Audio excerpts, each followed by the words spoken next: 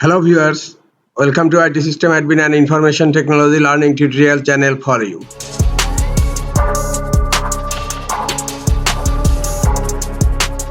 Today in this tutorial I am going to show you how to turn off or disable page you follow notifications on Facebook. Sometimes it becomes very important for you, so don't forget to watch full video. To turn off page you follow notifications on Facebook, go to your Facebook and click on your profile icon on upper right corner, click on settings and privacy, and then click on settings. In left pane, scroll down. Under preferences, click on notifications, scroll down. Here you will find page you follow. Click on page you follow, and here you will find an option allow notifications on Facebook, and it's turned on right now. Just click here to turn it off.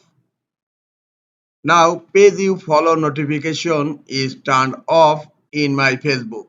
This is all for today. Hope this tutorial is helpful for you. Keep watching for next tutorial. Thank you very much.